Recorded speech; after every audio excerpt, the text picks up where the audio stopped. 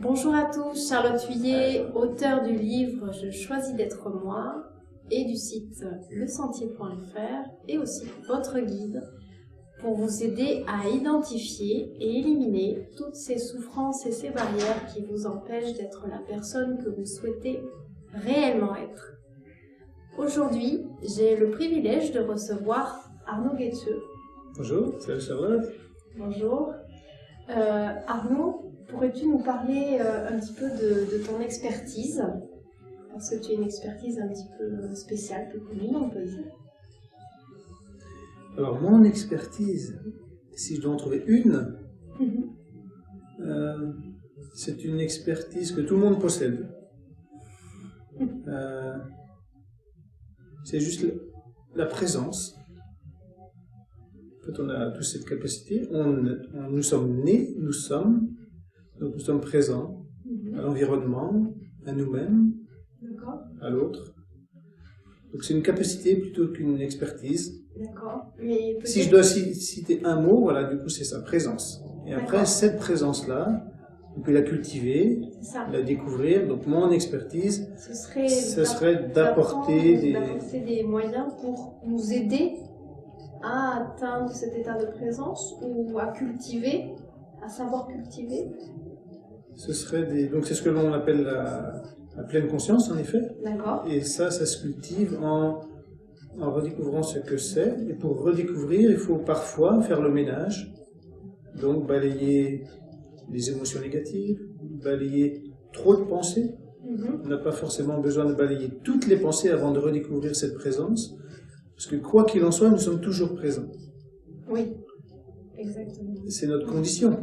Oui. On ne peut pas être ailleurs qu'ici et maintenant. Quand bien même on est dans nos pensées, dans nos émotions, nous sommes ici et maintenant dans ceci. Ou dans cela. Mais nous sommes toujours ici et maintenant. D'accord.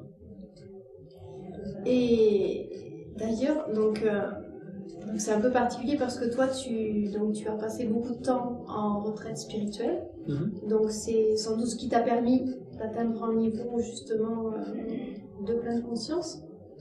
Ou comment a été ce processus-là en fait qui t'a conduit à la personne que tu es aujourd'hui, ou à découvrir peut-être la personne que tu es vraiment? Alors en fait c'est un ami qui m'a fait découvrir un temple himalayen en Bourgogne. D'accord. Donc j'avais pas d'éducation religieuse, je suis baptisé chrétien.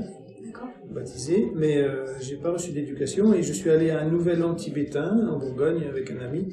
J'avais une vingtaine d'années à l'époque et j'ai été touché par le lieu, très exotique, des belles musiques, une belle ambiance. Et j'ai surtout été touché par la fibre et la présence justement de ces maîtres bhoutanais qui dirigeaient le lieu à l'époque. Donc j'étais interpellé dans ma chair par ces présences-là et donc fort charisme, mais forte présence plutôt, et avec du coup au cœur de cette présence des qualités humaines qui rayonnaient. D'accord. Et c'est ça qui m'a impacté. Et donc c'est ça qui m'a pas choqué parce que c'est une énergie en fait qui un feeling, un ressenti qui émanait en fait de ces personnes-là, de ce lieu ou de tout ensemble en fait. C'est eu un impact où je me suis dit je me sens bien ici. Oui. Point. D'accord. Et après donc j'ai étudié donc la tradition himalayenne.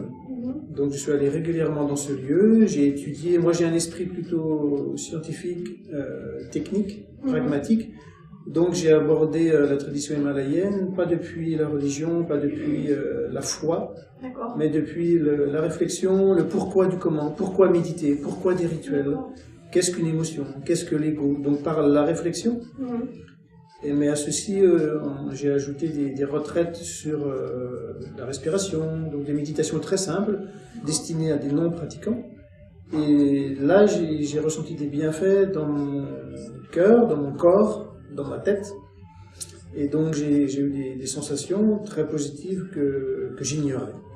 Donc, j'ai été comme initié ou introduit à des sensations intérieures, physiques, psychiques, émotionnelles très positives, qui m'ont convaincu que c'était vraiment une voie à étudier et à pratiquer surtout. D'accord, oui, parce que sans pratique, effectivement, Il faut toujours être dans l'idée, le concept. Mais c'est vrai que si on ne pratique pas, ça ne sert à rien, quoi. En fait, l'évolution et la transformation, ça passe par, en effet, la pratique. Donc, il faut toujours un juste équilibre entre étude, oui. réflexion oui. et pratique des outils ou des méditations qu'on nous conseille. C'est comme si on voulait devenir champion olympique sans s'entraîner. Oui, effectivement. Voilà. Donc, la méditation, c'est vraiment l'entraînement du sportif. D'accord. D'ailleurs, oui, des sportifs de haut niveau, il y en a de très nombreux qui pratiquent la méditation. Des chanteurs, enfin des célébrités même, on entend souvent qui disent qu'ils pratiquent la méditation. C'est vrai que c'est quelque chose qui commence aussi à se généraliser. On n'est pas là quand même, mais bon, à se vulgariser, on va dire. On sait qu'avant c'était réservé aux moines tibétains. C'est quelque chose quand même qui est en train de se démocratiser. En fait, depuis quelques décennies, les scientifiques ont commencé vraiment à étudier les bienfaits physiologiques, psychiques de la méditation. Donc du coup, c'est le monde scientifique, avec le mouvement Mindfulness, Mathieu Ricard, Dalai Lama et des centaines d'équipes de scientifiques à travers le monde, c'est les scientifiques qui ont donné du crédit en démontrant vraiment les bienfaits. Et de ce fait-là, l'opinion publique, enfin, on est beaucoup plus ouvert à certaines formes de méditation qui sont expurgées de l'aspect religieux. Oui, c'est ça, oui. Parce que... Et donc, on s'ouvre... maintenant, on ose parler de méditation. Moi, par exemple, j'ai découvert le bouddhisme dans les années 90. À l'époque, on entendait un peu parler des Tibétains parce qu'ils avaient été expulsés de la Chine. Le Dalai Lama était assez médiatisé dans Paris Match, VSD, etc. Mais on connaissait très peu cette tradition.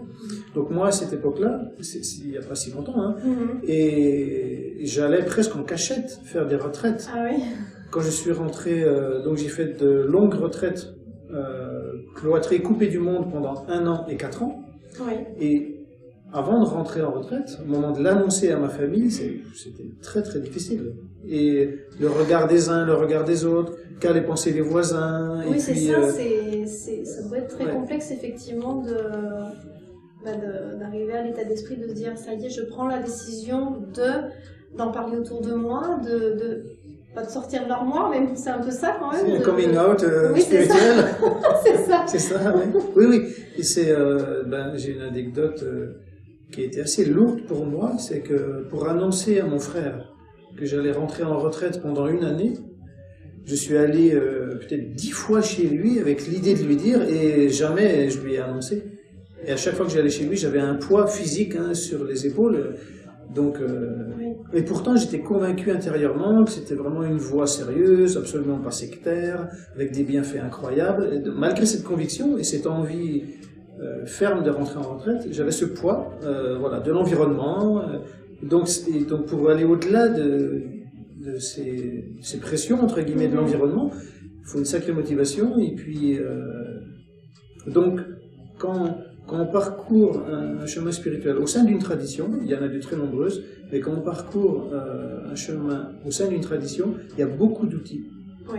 Et le charisme et l'intelligence, la bonté des maîtres sont là vraiment pour nous donner cette énergie qui permet de ne pas capituler face à des obstacles extérieurs. Oui, d'accord, oui. Parce que c'est vrai que quand on est tout seul, c'est peut-être un petit peu la difficulté qu'on peut rencontrer, c'est que l'extérieur a tendance à diminuer notre niveau énergétique et à nous pousser finalement à des fois abandonner, revenir en arrière ou même stagner parce que on n'a pas la force, l'énergie pour aller de l'avant, pour continuer. Tant qu'intérieurement on n'a pas un niveau d'énergie, de solidité ou de souplesse ou pour accepter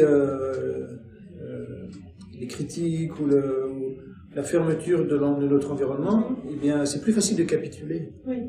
Donc, d'où l'importance en effet d'être en relation soit avec des amis qui sont dans la même démarche, soit avec des guides, des maîtres, une tradition. Oui, exactement, oui. Arnaud, actuellement, quelle est ta mission? Qu'est-ce que tu as envie de développer, de pousser vers le monde? Qu'est-ce que tu as envie de... Ma mission, disons que le cheminement que j'ai eu m'a apporté des fruits, des bienfaits.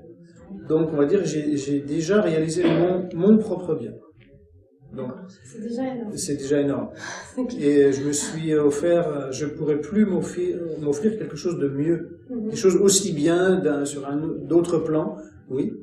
Mais je ne vois pas ce qui pourrait m'emmener. Je vois rien donc de plus précieux. Oui. Voilà. Donc j'ai fait mon propre bien et maintenant ce qui m'intéresse, c'est de transmettre des clés, des outils, des conseils aux personnes qui seraient ouvertes au type d'approche que la tradition himalayenne nous propose. Oui. Mon discours n'est pas destiné à faire des pratiquants bouddhistes ou alors à... Donc j'expurge un petit peu mon discours et les outils de l'aspect trop typé, tibétain ou religieux. Oui. Mais dès qu'on commence à étudier le fonctionnement des méthodes ou des outils, le côté, on va dire, traditionnel ou religieux se transforme on discerne vraiment les mécanismes derrière les formes traditionnelles ou religieuses. Donc les buts aussi. Les buts aussi, donc on peut un petit peu comme transcender la forme que prend la tradition. Donc il y a certains pratiquants qui deviennent vraiment pratiquants parce qu'ils ont transcendé la forme, mais ils acceptent la forme. Donc actuellement, ma mission, ce serait de partager des clés, des outils, ma compréhension. Et puis surtout, j'essaye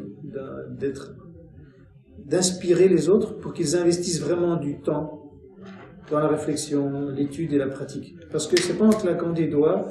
Voilà.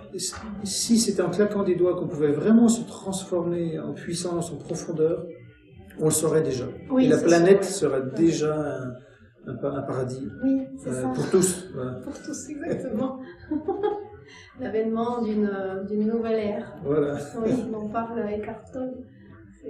Toutes les traditions en parlent, oui. D'une manière ou d'une autre. Oui, c'est vrai. C'est vrai. Ben, c'était très intéressant en tous les cas cet échange, parce que c'est vrai que c'est pas tous les jours qu'on rencontre quelqu'un comme toi qui a passé autant de temps en retraite. Donc c'est beau en fait cette plénitude, cette sérénité que tu transmets.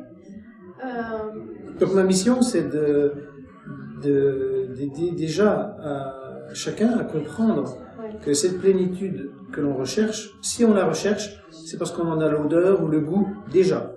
D'accord. On ne recherche pas quelque chose qu'on ne connaît pas. D'accord.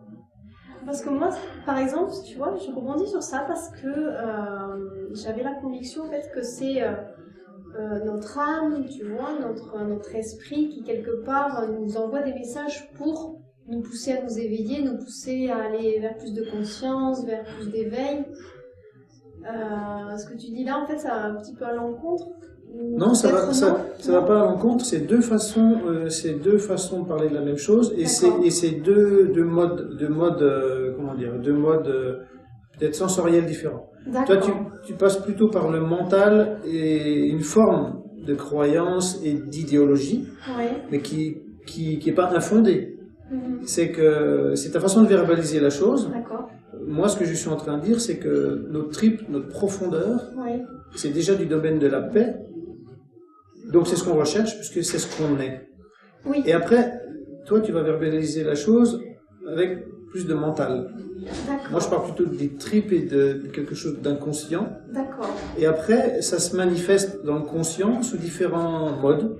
D'accord. Et ton mode d'expression est celui de... Ben voilà, c'est ce que tu as dit. C'est ton mode d'expression. C'est mon mode, oui, pour l'exprimer. C'est comme ça que moi j'ai expérimenté peut-être. Ouais. J'exprime ce que j'ai expérimenté. Oui. Moi, j'utilise souvent l'image d'un culbuto, ce jouet qui bascule. Ah oui, voilà. Oui. En fait, notre nature vraiment profonde, c'est un petit peu comme une toile de cinéma. La toile de cinéma, elle est blanche, vierge, où l'espace, il est infini et vierge, et pur. Le culbuto, lui, sa nature, il est stable, il est centré, il bouge pas. Après, si on se met à bousculer le culbuto, il va bouger dans tous les sens. Donc notre esprit, lorsqu'on l'agite, il va bouger dans tous les sens. Si on arrête de l'agiter, il va revenir posé, centré. Donc notre véritable visage, ou ce qu'on est véritablement, c'est ce culbuto immobile. Mais depuis l'immobilité, on peut bouger. D'accord. Voilà. Mais alors du coup, c'est quelle est la force qui nous fait bouger? C'est-à-dire, c'est une force intérieure ou alors c'est les événements extérieurs? Ça dépend. On va parler de deux stades. Si on a retrouvé ce point neutre, cette base, cette immobilité, ce qui va mettre en mouvement, ça pourrait être deux choses. Soit, wow, on est immobile, mais du coup, on peut y rester. Mais on va sortir de l'immobilité pour rentrer en activité ou en action, pour aimer son prochain, pour aller travailler, pour rendre service, pour aimer, pour aller se faire plaisir, parce que c'est possible, mais depuis l'immobilité. Donc dans ce cas-là, on va dire que ce qui va nous mettre en action, ça sera des forces, enfin des intérieures qui seront du domaine de la vertu. Ça va être automatique. Depuis cette stabilité, cette pause, vont émerger des forces positives. La générosité, l'altruisme, l'éthique. Donc ça c'est certaines causes. Enfin, c'est la première catégorie de causes qui vont nous mettre en mouvement. Mais ça sera du maîtrisé, enfin maîtrisé dans le sens, ça sera pas n'importe quoi, ça sera pas chaotique. D'accord. Oui. Voilà. Après, lorsqu'on est dans l'immobilité, qu'est-ce qui peut nous faire qu'est-ce qui peut nous mettre en mouvement? Ça va être nos émotions, notre chaos, nos tendances, notre tempérament, donc des facteurs qu'on maîtrise pas. Et là, on se met en mouvement comme un culbuto qui est dans la tempête et qui maîtrise rien. Oui, c'est ça. Alors que notre nature profonde, elle est l'immobilité, capable d'action. Donc, on va se mettre en action depuis le calme. On va avoir ce qu'on appelle des actions justes. Ce sera adapté aux situations, adapté à notre tempérament, à notre charisme, et on va avoir du coup des activités alignées avec ce qu'on est vraiment, et incarner dans notre vie ce qu'on est vraiment. Il faut retrouver déjà ce centre, et depuis ce centre, automatiquement vont émerger nos pourquoi profonds.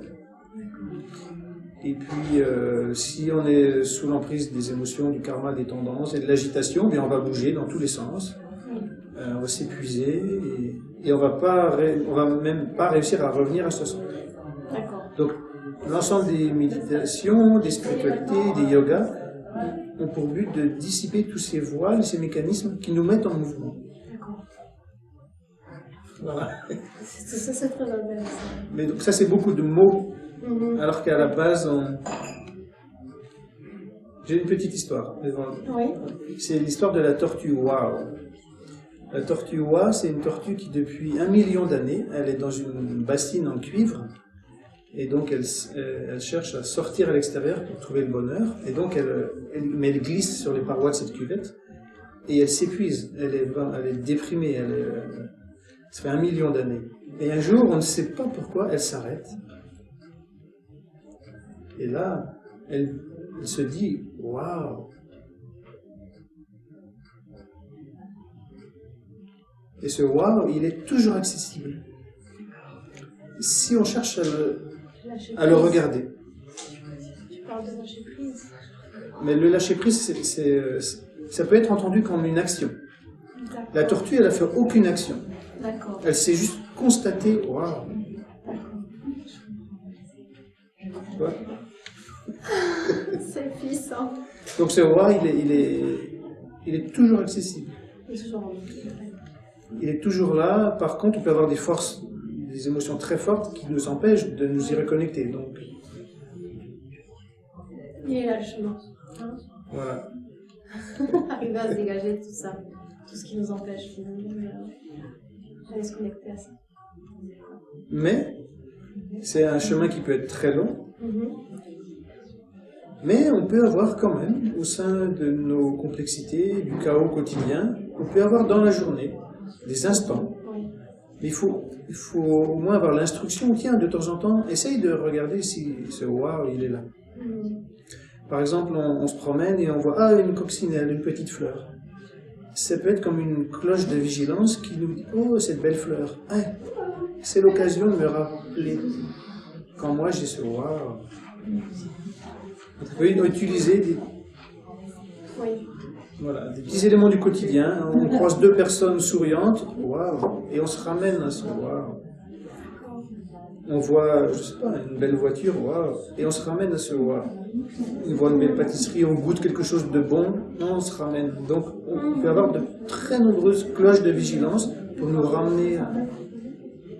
Voilà.